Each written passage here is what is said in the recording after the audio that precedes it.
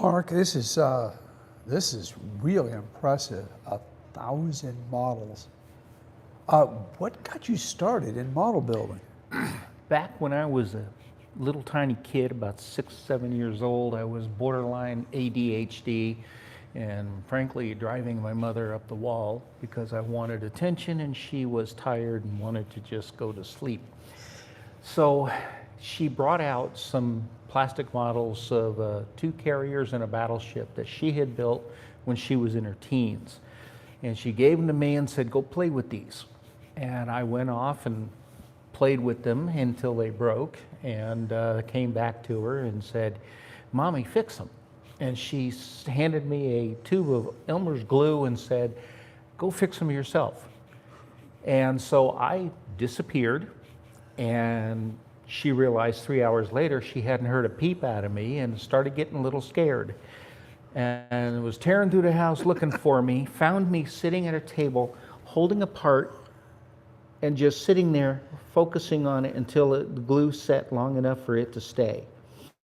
And that's when she realized that that was something that would bring, that would help me to be able to focus my attention on something else. And I was pretty much hooked from that time. And later on, about 2 or 3 months later, she actually brought me a plastic model, and the 2 of us sat down at the kitchen table and built it together. And that's what got me started in the hobby of building models. I think I see something over there that says the first armor model. Is that your first armor model? That is my What first, is that? That is my first armor model. It is a Panzerjäger 1 that was issued by Eschi back in the 70s. I built that when I was 7 years old, and that is exactly how it looks today, the way I built it. And some years later I had looked at it and thought maybe I could improve on it, but I thought, no, this was my first. I want to keep it exactly as it is. And I sealed it in a dull coat. But aside from that, it is exactly the same as it looked when I first built it. Wow. And so what's the most recent one that you finished? Most recent one that I finished. What's the one that got you to 1,000? That is going to be this one here from Hasegawa. It is a Rosenberg 6x6 fire tender, crash tender actually, that has been used by the Japanese civilian and military forces for crash tender services on air bases. And that was in contention with the C-111 Het here for 1,000 model, but I happened to finish that one first and that one last. And that's what brought it to 1,000. Incredible. Now, there are a lot of different model scales. 1/72nd, 1/48th, 1/35th. Why 72nd? When I was first building models, I had a friend of mine move down the street from me, and he was building 72nd scale aircraft. And I asked him the same question, why he only stayed with 72nd scale in aircraft. And his answer was, he liked seeing the consistency of the scale. Putting a single engine fighter next to a multi-engine bomber in the same scale, he could see the relative size difference between the two. That can't be done with a different scale, okay? Because the different scale, you could put a 48 scale fighter next to a 72nd scale multi-engine bomber, and the fighter could be as big as the bomber, which is not as consistent. So therefore, when I started building, I was building 72nd scale aircraft, and when I realized that 72nd scale armor was out there, I decided I was going to stay with 72nd scale armor along with my 72nd scale aircraft so that I can compare, so I could first of all see the whole consistency of scale with the collection. And also, if I were to put aircraft down on here, I could see this scale consistency comparing these vehicles to the aircraft. An example would be, an example would be this. I have a 72nd scale swordfish aircraft. Compared to these vehicles, that is all in the same consistent scale. And I like being able to see that. Incredible. Incredible. So why armor and vehicles and not aircraft? How come I'm not looking at 1,072nd scale aircraft here? Partly because I don't have the space for 1,000 aircraft. That makes sense.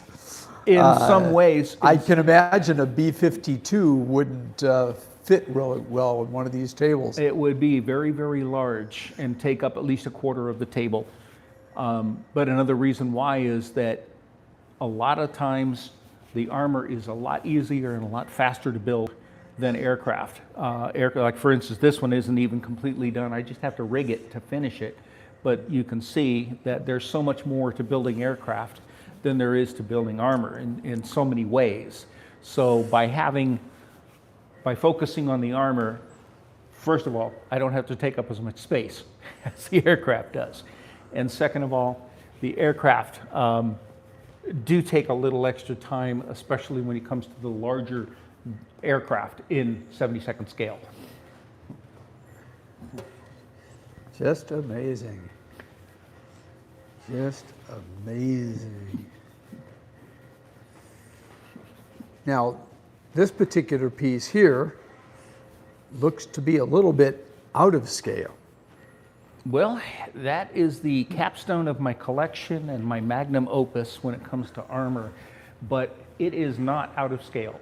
And that is something that a lot of people don't realize. I had this collection up earlier when it was back around 700 pieces, and guy came in and said, "Who put that 35th scale Dora in with all that 72nd scale armor?"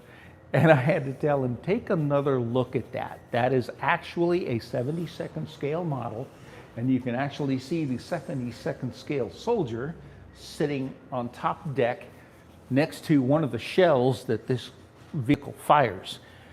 And it is an exact replica of the massive Gustav or Dora railgun that was used in World War II, originally designed to go after the Maginot Line, but the war had bypassed that by that point when it came into service.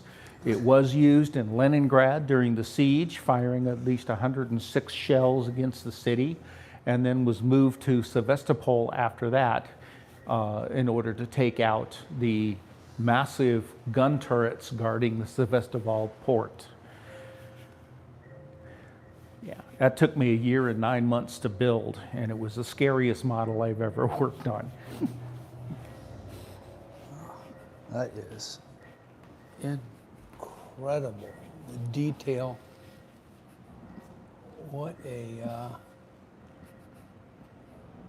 Some of the things that I did on this, the wooden decking on the lower tracks pieces, this was a happy accident. I didn't realize when I first painted that it was going to come out that way.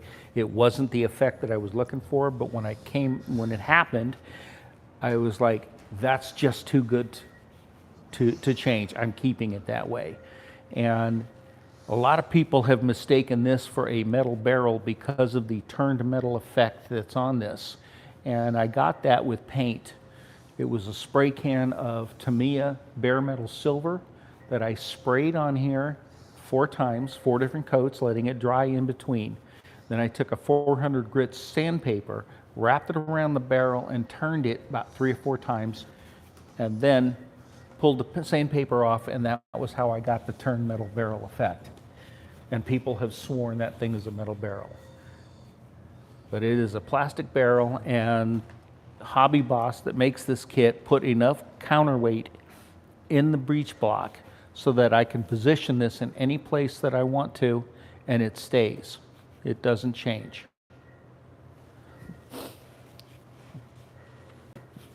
Well, thank you very much for bringing this out.